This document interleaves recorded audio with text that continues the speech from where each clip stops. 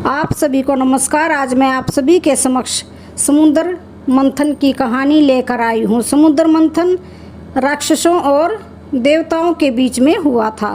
तो क्यों हुआ था तो श्रवण करते हैं। एक बार महर्षि दुर्वासा पृथ्वी पर भ्रमण कर रहे थे। तभी उनकी दृष्टि आकाश की ओर उठी और उन्होंने एक विचित्र दृश्य देखा। उन्होंने देखा कि एक अप्सरा हाथ में एक फूल माला लिए धरती पर उतर रही है। उसके हाथ में लगी उस फूल माला में इतनी मादक सुगंध आ रही थी कि दुर्वासा का मन उस माला को पाने के लिए लालायित हो उठा। अप्सरा जैसे ही धरती पर उतरी, दुर्वासा तेजी से चलकर उसके समीप पहुंच गए और अप्सरा से बोले, हे सुंदरी, तुम्हारी यह माला तो बहुत सुंदर है, तुम यह माला मुझे दे दो। अप्सरा इनकार न कर सकी।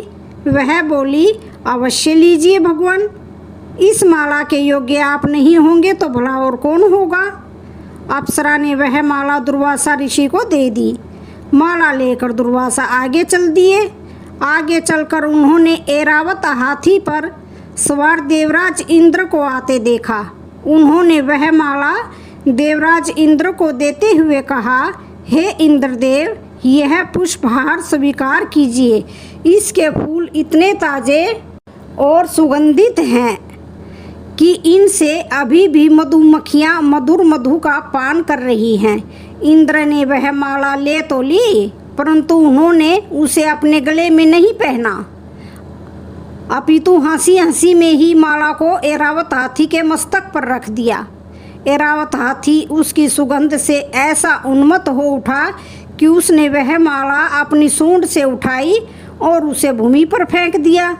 यह देखकर महर्षि दुर्वासा क्रोधित हो गए और बोले, हे इंद्र, यह कैसा मूर्खतापूर्ण कार्य कर डाला आपने। मैंने तुम्हें दिव्य पुष्पहार, जिसमें स्वयं समृद्धि की देवी श्री वास करती है, भेंट किया और आपने उसका अनादर कर दिया।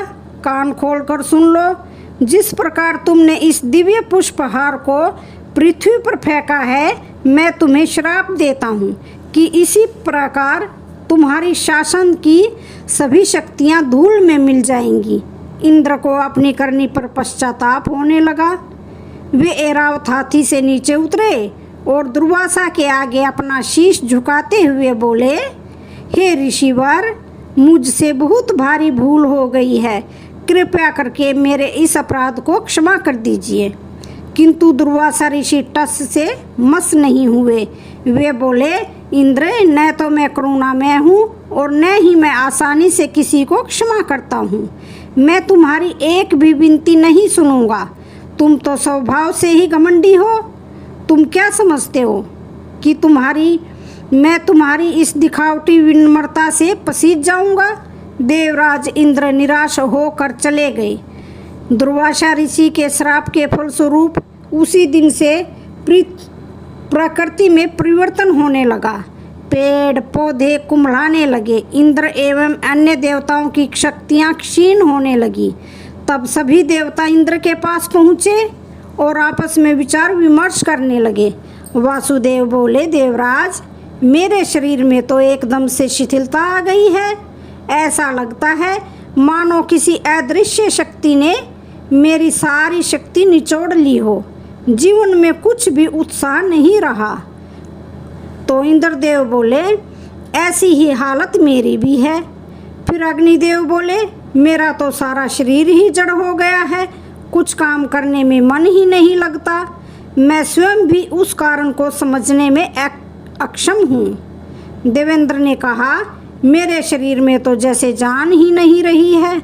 जैसे ही असुरों को देवताओं के शक्तिहीन हो जाने का समाचार मिला, उन्होंने असुराधिपति के नेतृत्व में देवलोक पर धावा बोल दिया। युद्ध में बहुत से देवता मारे गए। जो बचे वे अग्निदेव के नेतृत्व में भाग खड़े हुए। स्वयं इंद्र भी किसी प्रकार जान बचाकर देवलोक छोड़ भागे और पर्वत की गिरी कंदराओं में जाकर छिप गए। अन्य देवता भागकर ब्रह्मलोक में पहुँचे। ब्रह्मलोक मेरु पर्वत पर स्थित था। वहाँ ऊंचे सघन वृक्ष, सुवासित सुमन और शीतल झरनों की कोई कमी नहीं थी, किंतु देवताओं को वहाँ की भीनी भीनी पवन भी कोई ठंडक नहीं पहुँचा सकी। उनका किसी भी कार्य में मन नहीं लग रहा था। पक्षियों के मधुर गान में भी अब उनकी रुचि नहीं रह गई थी। देवता ब्रह्मा जी के पास पहुँचे और उन्हें अपनी स्थिति से अवगत कराते हुए बोले, हे ब्रह्मा, कृपया करके हमारी दशा को देखिए। हमें दुर्वासा ऋषि मुनि ने श्राप दिया है और हमें इस श्राप से छुटकारा दिलाइए। आप जो कहेंगे हम वही करेंगे। देवताओं की ऐसी दुर्दशा देखकर ब्रह्मा जी का हृदय पसीज गया। उन्होंने थोड़ी देर तक ध्यान लगाया और सर्वशक्तिमान विष्णु जी का स्मरण किया।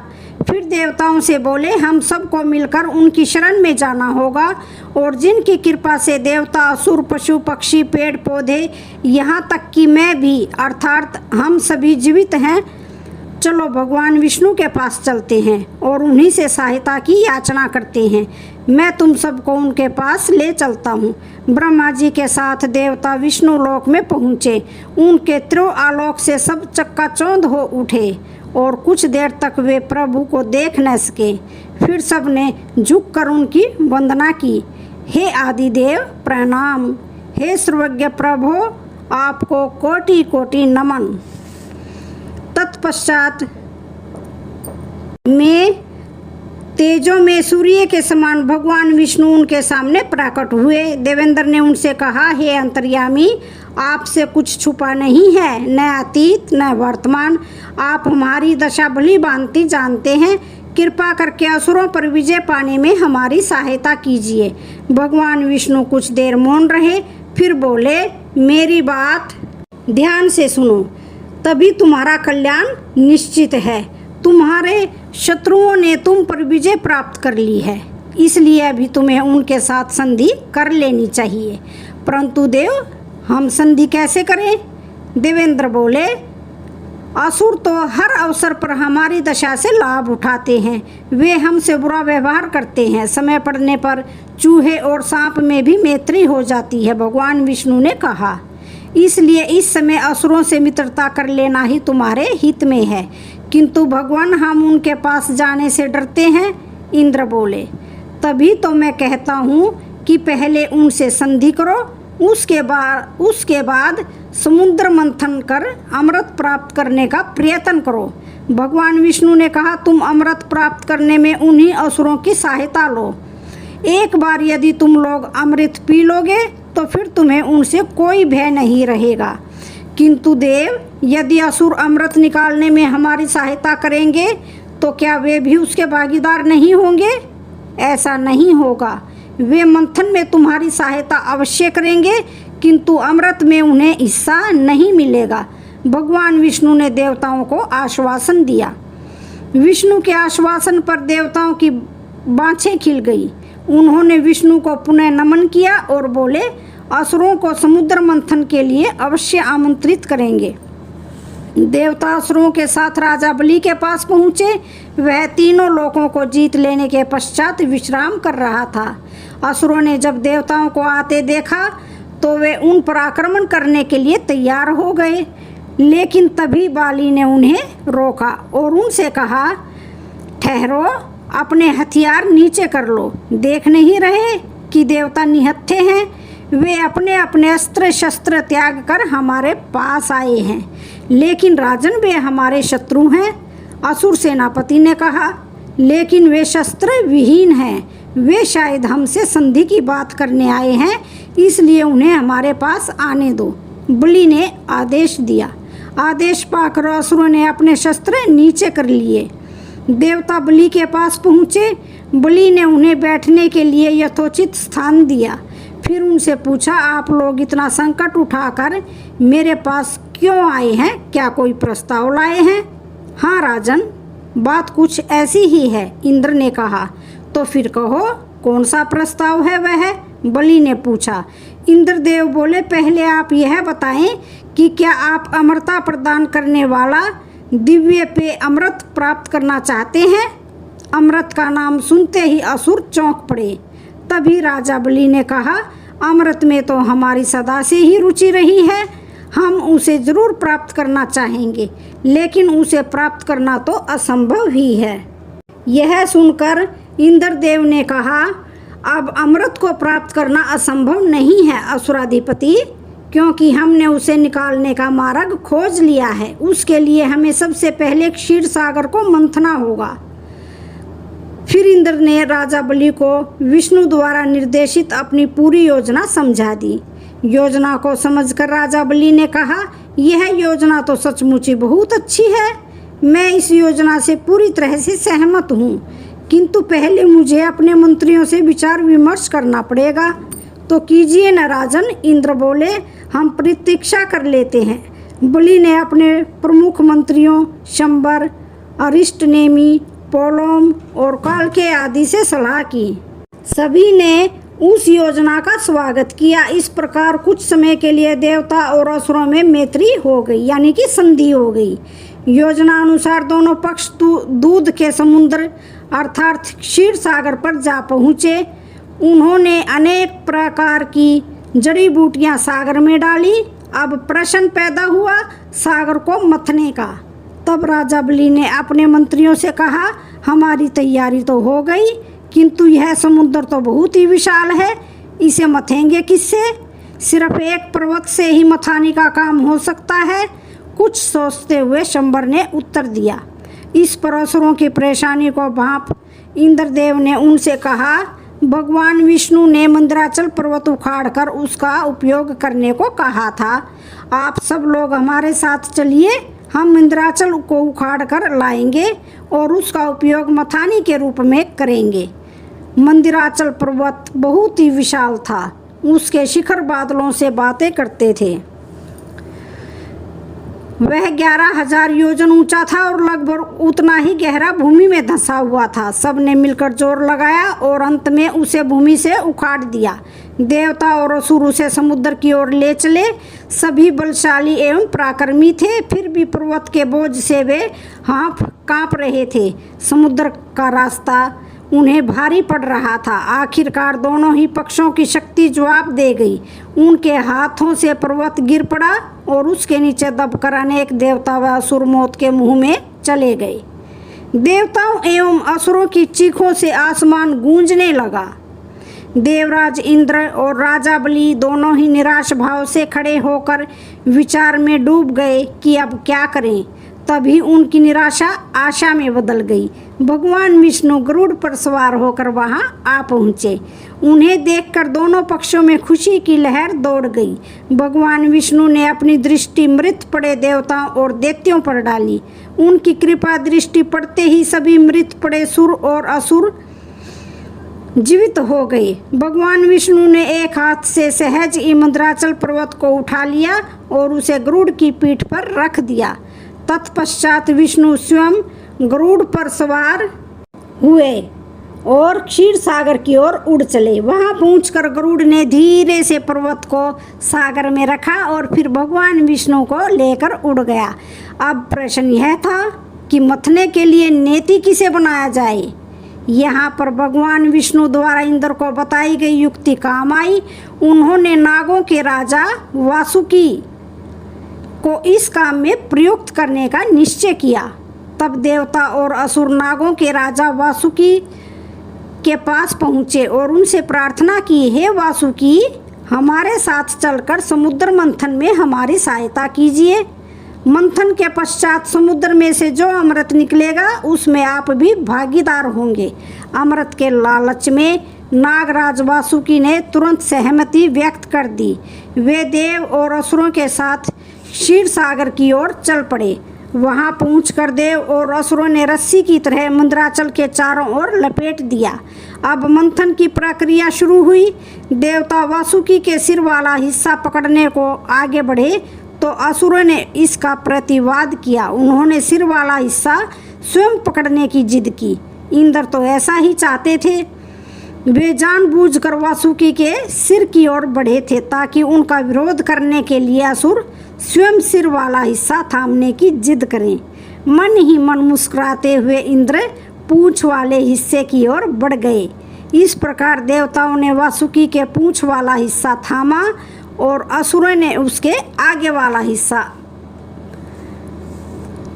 इसके पश्चात एक नई बाधा और आ गई। मंदराचल के नीचे कोई आधार तो था नहीं, अतः वह धीरे धीरे अपने भारी बोझ से समुद्र तल की ओर खिसकने लगा। अब तो देव और असुर दोनों ही घबरा उठे। अब क्या करें, कैसे रोकें पर्वत को नीचे धंसने से? यह प्रश्न उनके सामने ज्वलंत हो उठा। इस बार भी भगवान विष्णु उनकी सहायता करने के लिए पधारे। एक विशाल कछुए का रूप धारण करके वे समुद्र तल में जा पहुँचे और मंदराचल पर्वत को अपनी पीठ पर टिका लिया। दोनों पक्षों ने फिर से मंथन का कार्य शुरू कर दिया। भगवान विष्णु की कृपा से देवताओं और असुरों एवं वासुकी में नई शक्ति का संचार हो गया। अतः मंथन की गति तेज और तेज होती गई। वासुकी के अनेक मुख अग्नि और धुआं उगलने लगा। इस गर्म घने एवं जहरीले धुएं ने असुरों को, जो वासुकी के सिर के पास थे, चारों ओर से ढक लिया। वे बुरी तरह से चीखने चिल्लाने लगे। असुरों के अनेक पराक्रमी वीरों पोलोम, कालके, इलवल आदि का रंग बदरंग हो गया। वे किसी दावानल द्वारा झुलसाए पौधों की भांति सूख गए। देवता भी धुएं से अछूते नहीं रह सके, किंतु भगवान विष्णु ने उन पर शीतल जल की फुहारें छोड़कर उनमें स्फूर्ति भर दी। देवता और असुर मथते गए। मंथन से अनेक प्रकार की मछलियाँ एवं जहरीले सर्प बाहर निकले। फिर निकला भयंकर विष, जो घने धुएं के समान भूमंडल पर छा गया। यह देखकर देवता चिल्ला उठे, साथियों बचो, यह भयंकर विष हलाल है। शीघ्र ही यह जगत पर छाकर सब जीवों के प्राण ले लेगा। व्याकुल होकर देवताओं ने इस बार भगवान शंकर को पुकारा, हे शिव शंकर, हे अभयंकर, हम लोग मृत्यु के मुख में जा रहे हैं, हमारी रक्षा कीजिए देव। शिव जी ने देवताओं की पुकार सुनी। वे तुरंत कैलाश छोड़कर देवताओं की रक्षा के लिए उनके पास पहुँचे। उन्होंने उस विष को अपनी उंजली में भरकर पी लिया, किंतु उसे अपने कंठ से नीचे नहीं उतरने दिया। हलाहल पी लेने से उनका कंठ नीला पड़ गया और कंठ नीला हो जाने के कारण उनका नाम पड़ गया नीलकंठ। देवताओं ने उन्हें नमन किया, हे नीलकंठ, हमारी प्रार्थना सुन लेने के लिए आपको बारंबार प्रणाम। हम आपके अत्यंत आभारी हैं। हे देव, आपने हमारी पुकार सुनकर हमारी जो सहायता की है उसे हम सदैव याद रखेंगे। शिवजी ने मुख से कुछ कहा नहीं, वे सिर्फ मुस्कुराते रहे। इसके पश्चात मंथन से समुद्र में से सुरभि नाम की एक गाय प्रकट हुई। तत्पश्चात श्वेत, धवल, उच्चैश्रवा घोड़ा, फिर निकली कुछ परम सुंदर अप्सराएं। इनके बाद दिव्य वृक्ष पारिजात प्रकट हुआ और पारिजात के पश्चात प्रसाद भरे नेत्रों वाली मदरा की देवी वारुणी प्रकट हुई। और इनके पश्चात समुद्र में से रूपमती कांतिमयी देवी श्री बाहर आई। उनका रूप निहार कर देवता और असुर दोनों ही विचलित हो उठे। सभी दौड़ दौड़ कर उनका स्वागत करने लगे। इंद्र ने उन्हें एक आसन प्रस्तुत किया। गंगा एवं अन्य पवित्र नदियों ने स्वर्ण कलशों में पवित्र जल लाकर उनके चरण धोए। ऋतुराज वसंत फल और फूल ले आए। अप्सराओं ने उनके सामने नृत्य आरंभ कर दिया। मेघों ने तरह तरह के वाद एवं शंख बजाकर उनका संगीत में स्वागत किया। जल के देवता वरुण ने सुवासित वैजंती माला उन्हें भेंट की। मंगलाचरण की इन विधियों के पूरे होने पर श्री उठ खड़ी हुई। वे चारों ओर दृष्टि डालते हुए किसी ऐसे व्यक्ति को खोज रही थी जो सर्वगुण संपन्न हो। अंत में उन्होंने भगवान विष्णु का चयन किया और हाथ में थमी वैजंती माला उन्हें पहना दी। मंथन पुनः प्रारंभ हुआ। एक एक करके अनेक वस्तुएं समुद्र के गर्भ से निकलती गई। इस प्रकार 13 वस्तुएं निकलने के बाद अंत में दिव्य चिकित्सक धन्वंतरी अपने हाथों में अमृत कलश थामे समुद्र से बाहर आए। उन्हें देखकर देवताओं ने परम संतुष्टि का अनुभव किया। अभी वे उनका स्वागत करने के लिए आगे बढ़े ही थे कि असुर पक्ष में भयंकर कोलाहल आरंभ हो गया। अमृत कलश को छीनने के लिए असुर धन्वंतरी की ओर दौड़ पड़े। एक असुर ने झपट कर धन्वंतरी के हाथ से अमृत कलश छीन लिया और उसे आकाश की ओर ले उड़ा। देवताओं ने उसका पीछा किया और अंत अमृत कलश वापस ले लिया। इस छीना झपटी में कलश का अमृत छलक कर नीचे सरिताओं में गिर गया। वे नदियाँ थी गंगा, नर्मदा एवं शिप्रा नदी। जहाँ जहाँ अमृत कलश से अमृत नीचे गिरा था वहाँ वहाँ आज भी कुंभ के मेले लगते हैं। असुरों की इस छीना झपटी को देखकर भगवान विष्णु चिंतित हो गए। उन्होंने तुरंत एक मोहिनी स्त्री का रूप धारण किया और उस ओर बढ़ चले जहाँ अमृत पाने के लिए देवताओं और असुरों में छीना झपटी चल रही थी। तभी अचानक असुरों की नजरें मोहिनी पर पड़ी, जो रसीले हाव भाव एवं कटाक्ष बिखेरती उन्हीं की ओर आ रही थी। मोहिनी को देखकर असुर अमृत पीना भूल गए और एकटक उसकी ओर देखने लगे। कैसा अनुपम सौंदर्य है, काल के असुर के मुंह से निकला। हाँ, और रूप भी कितना मनोरम है। पोलोमा बोला, क्यों न हम इससे ही कहें कि यह अमृत हमें बांट दे। इलवल ने सलाह दी, इसके हाथों से अमृत पीकर मैं तो धन्य हो जाऊंगा। एक अन्य असुर ने कहा, चलो चलकर उनसे बातें करते हैं। इलवल बोला और मोहिनी की ओर आगे बढ़ गया। इस बार वह असुर जिसने अमृत कलश अब भी लिया हुआ था आगे आया। उसने मोहिनी से कहा, लो सुंदरी, यह अमृत कलश लो और अपने हाथों से हम सब में बांट दो। तब मोहिनी ने इठलाते हुए मादक स्वर में उससे कहा, अरे असुर लोगो, तुम लोग मेरे पीछे पड़ गए हो। मैं तो एक नारी हूँ, क्या आप नहीं जानते कि नारियाँ कितनी चंचल होती हैं। उत्तर में कही सभी हंसने लगे। फिर पोलोम असुर ने कहा, तुम्हारी बात सत्य है सुंदरी, किंतु हमें तुम पर विश्वास है, इसलिए हमारी इच्छा है कि तुम यह अमृत हम सबको बराबर बराबर बांट दो। अच्छा, किंतु तुम्हें मेरा निर्णय स्वीकार करना होगा, चाहे तुम उससे सहमत हो या ना हो। मोहिनी ने कहा, तुम्हारा कोई भी कार्य हमें अप्रिय लग ही नहीं सकता। पोलोम ने कहा। मोहिनी ने कुछ क्षण विचार किया। वह सोचने लगी, इन्हें अमृत दे देना तो जहरीले सांपों को दूध पिलाने के समान होगा। नहीं नहीं, इन्हें अमृत हरगिज भी नहीं मिलेगा। इस बीच देवता और असुर दो कतारें बांधकर चुपचाप खड़े हो गए। मोहिनी जब राहु को अमृत पिलाने लगी तो देवता चिल्ला उठे, ठहरो देवी मोहिनी, इसे अमृत मत पिलाना, यह देवता नहीं है। अमृत मुश्किल से राहु के कंठ तक ही पहुंचा था कि विष्णु ने तुरंत अपना सुदर्शन चक्र राहु के सिर की ओर फेंक दिया। सुदर्शन चक्र ने राहु का सिर काट डाला। उसका मस्तक विहीन सिर जब पृथ्वी पर गिरा तो धरती फट गई और पर्वत डावाडोल हो गया। असुर राहु का कटा सिर भयंकर गर्जना करता हुआ आकाश की ओर उड़ चला। आज तक भी राहु के सिर और सूर्य एवं चंद्रमा के बीच संघर्ष चल रहा है। राहु का सिर नियमित अवधि के बाद सूर्य और चंद्रमा को ग्रस लेता है, जिससे ग्रहण होते हैं। राहु के साथ ऐसा होते देख आखिरकार असुरों को होश आ गया। उन्होंने मोहिनी के रूप में विष्णु को पहचान लिया। तब वे विष्णु द्वारा किए गए छल से बहुत कुपित हुए और जोर जोर से चीखने चिल्लाने लगे, हमें भी अमृत दो, हमारा भी इस पर हक है। और इस हड़बड़ी के बीच बहुत से देवताओं ने झटपट अमृत पी लिया और वे अमर हो गए। इधर असुर भली भांति अस्त्र शस्त्रों से लैस होकर देवताओं पर झपट पड़े और तब उस विशाल समुद्र के तट पर देवताओं और असुरों में भयंकर युद्ध संग्राम छिड़ गया। देवताओं ने असुरों पर नोकीले भाले बर्छे फेंके। असुर बड़ी संख्या में मारे गए। स्वर्ण मुकुटों से सजे उनके सिर रणभूमि में जहाँ तहाँ गिरने लगे। युद्ध के गर्जन और कराहों से वातावरण गूंजने लगा। युद्ध अपनी चरम सीमा पर पहुंच चुका था। तभी स्वयं विष्णु भगवान युद्ध भूमि में पहुंचे। कुछ क्षण उन्होंने दोनों पक्षों की ओर देखकर विचार किया कि दोनों ही पक्ष समान रूप से शक्तिशाली हैं, पर देवता कुछ शिथिल पड़ते नजर आ रहे हैं। शायद उन्हें मेरी सहायता की जरूरत है। ऐसा विचार कर उन्होंने सुदर्शन चक्र का आह्वान किया, जो पलक झपकते ही भगवान विष्णु के हाथ में आ गया। भगवान विष्णु ने असुरों का निशाना साध कर सुदर्शन चक्र उन पर फेंका। चक्र तेजी से घूमता हुआ असुरों की ओर बढ़ा और उनका विनाश करने लगा। समरभूमि में असुरों की आहें कराहें गूंजने लगी, किंतु असुर इतनी आसानी से हार मानने वाले नहीं थे।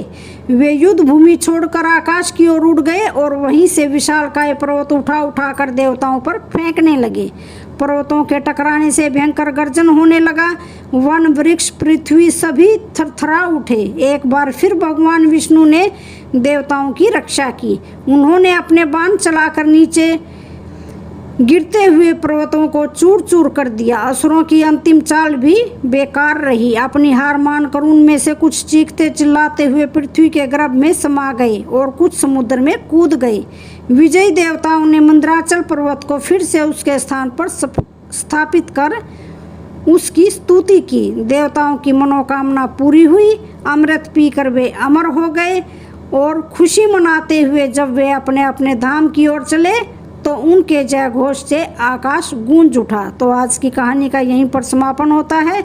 वीडियो अच्छी लगे तो चैनल को लाइक शेयर सब्सक्राइब जरूर करें। धन्यवाद।